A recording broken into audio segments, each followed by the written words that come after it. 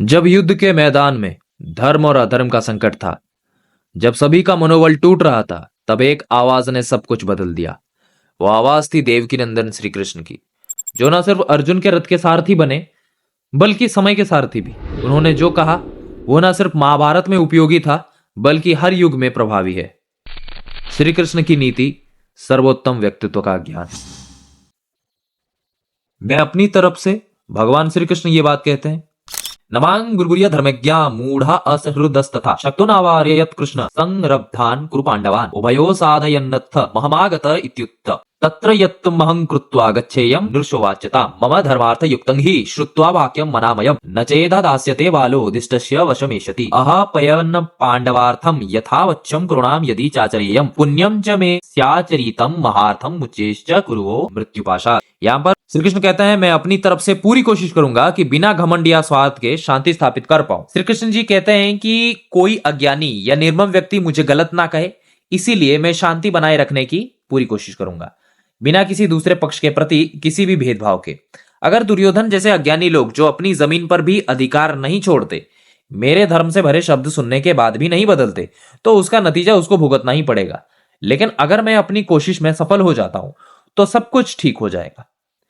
तो इसके ये नीति तो आपने पढ़ ली, लेकिन इसके रियल लाइफ एग्जांपल्स जब तक आप नहीं समझते तो इसको आप अपने लाइफ में प्रैक्टिकली अप्लाई नहीं कर सकेंगे। तो इसीलिए आपको मैं कुछ रियल लाइफ एग्जांपल्स भी देने वाला। 3 रियल लाइफ एग्जांपल्स हैं। पहला है ऑफिस कॉन्फ्लिक्ट, दूसरा है फैमिली डिस्प्यूट, तीसरा है पॉलिटिकल नेगोशिएशंस। पहला आता है ऑफिस कॉन्फ्लिक्ट।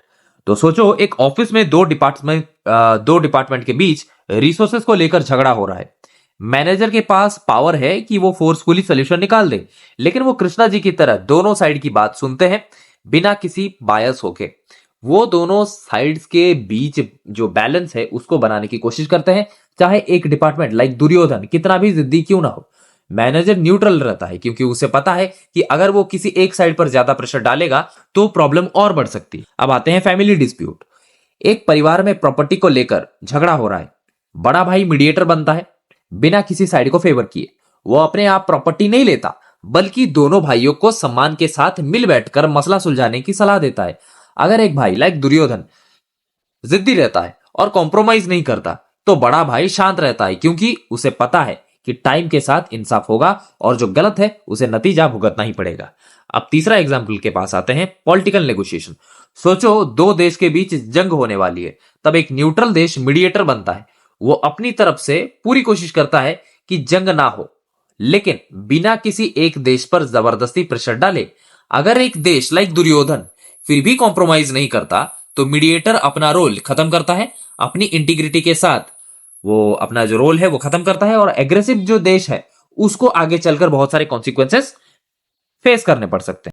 श्री कृष्ण अपनी पोजीशन को सफाई से क्लियर करते हुए कहते हैं कि ये जो सब राजा युद्ध में मेरे खिलाफ मिलकर खड़े हैं, मिलकर भी वो मेरे बराबरी नहीं कर सकते। जब मैं क्रोधित होता हूं तो ये सब राजा मेरे सामने बिल्कुल उस डरपोक हिरन जैसे हैं जो शेर के सामने खड़े होते हैं। ये मेरे तरफ से बस एक खोखला घमंड नहीं है। महाभारत के कई मौकों पर भगवान श्री कृष्ण की अद्भुत युद्ध नीति और वीरता दिखाई देती है।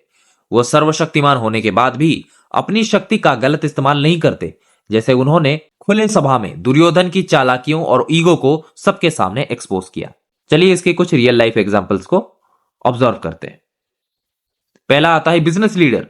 सोचो, एक बिजनेस में कई बड़े कॉम्पिटिटर्स मिलकर एक विजनरी लीडर के अगेंस्ट प्लानिंग करते हैं। ये लीडर कृष्णा जी की तरह काम और कंपोज रहता है, लेकिन जब जरूरत पड़ती है वो अपने कॉम्पिटिटर्स के सामने ऐसी स्ट्रैटेजी लगाता है जो सबको हरा देती है। चाहे दूसरे लोग उसके खिलाफ कितना भी प्लानिंग कर ले, उसके विजन और डिसीजन मेकिंग का कोई मुकाबला नहीं कर पाता। दूसरा एग्जांपल है पॉलिटिकल सिनेरियो। पॉलिटिक्स में जब कोई पार्टीज मिलकर एक स्ट्रॉन्ग लीडर के अगेंस्ट खड़ी होती, तब वो लीडर अपनी शक्ति का दिखावा नहीं करता, बस समय आने पर अपनी स्ट्रैटेजी से सबको पीछे छोड़ देता है। वो लीडर कृष्णा की तरह अपनी विजडम से सब ओपोनेंट्स को उसी जगह ले आता है जहां वो उनके ईगो और फ्लोज को एक्सपोज कर दे। तीसरा आता है स्कूल कंपटीशन। एक स्कूल कंपटीशन में जब स्टूडेंट्स मिलकर एक टॉपर के अगेंस्ट ग्रुप बनाते, वो टॉपर कृष्णा जी की तरह अपनी स्किल्स और फोकस से सबको पीछे छोड़ देता है। जब सब लोग उसके अगेंस्ट होते हैं, वो उन्हें अपनी मेहनत और ब्रिलियंट प्लानिंग से हरा देता, बिना उनसे डरता या उनकी स्ट्रेटजीज का सामना करते हुए। अब आता है तीसरा श्लोक, त्राहि राजन निनम लोकम नश्येयूरि महाप्रजा त्वायि प्रकृति मापन्ने शेषम शातकुरु नंदन। राजा का काम अपने प्रजा की रक्षा करना होता है। अगर तुम अपना मन बदलकर शांति को चुन लो तो सब कुछ सही हो जाएगा। ये बात श्री कृष्ण कहते हैं। पांडव ने शांति का मार्ग अपनाने की बहुत कोशिश की थी, लेकिन जब कोशिशें फेल हो गई तब युद्ध की आखिरी रास्ता बची। तो ये क्लियरली दिखाता है कि कुरुक्षेत्र युद्ध के लिए सिर्फ दुर्योधन ही जिम्मेदार, उसको इस युद्ध के परिणाम का भी जो है वो जिम्मा लेना पड़ेगा। जब युद्ध अनिवार्य हो जाए, डेफिनेटली होगा, अब तो क्लियर सेट हो गया है कि अब तो टाइमिंग भी सेट हो गई कि लड़ाई होगी, तो जीतने के लिए लड़ना चाहिए। इस केस में पांडवों के साइड या दुर्योधन के साइड होने का मतलब ये है कि तुम धर्म या अधर्म में से क्या चुन रहे हो। तो युद्ध का एक इंपॉर्टेंट एस्पेक्ट ये भी है, जो गलत उन्हें सजा मिलनी चाहिए। अगर युद्ध में न्याय नहीं हुआ तो युद्ध का कोई अर्थ नहीं रह जाता। तो चलिए इसके कुछ प्रैक्टिकल एस्पेक्ट को समझते हैं एग्जाम्पल के तौर पर। पहला एग्जाम्पल आता है जस्टिस इन सोसाइटी। सोचो एक कम्युनिटी में लोग एक इंसान के अगेंस्ट खड़े हैं जो दूसरे लोगों को नुकसान पहुंचाना चाहता। लीडर्स ने उस इंसान को सुधारने के लिए कई बार समझाया, लेकिन वो नहीं बदला। अब कम्युनिटी के पास सिर्फ एक ही रास्ता बचा है, उसे रोकना। युद्ध का मतलब सिर्फ जीत नहीं, बल्कि उस इंसान को सजा देना भी है जो गलत है, ताकि सोसाइटी में शांति और न्याय कायम हो सके। अब दूसरा एग्जांपल आते हैं कंपनी टेक ओवर।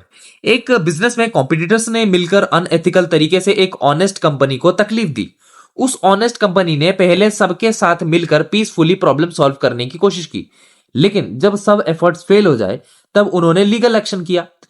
यहां भी युद्ध का मतलब जीत के साथ उन गलत कॉम्पिटिटर्स को उनकी सजा, उनकी सही जगह दिखा देना है और उनको सजा देना है जो अनएथिकल प्रैक्टिसेस में इन्वॉल्व। अब तीसरा एग्जांपल आता है स्कूल बुलिंग। एक स्कूल में एक स्टूडेंट को बार बार बुली किया जा रहा था।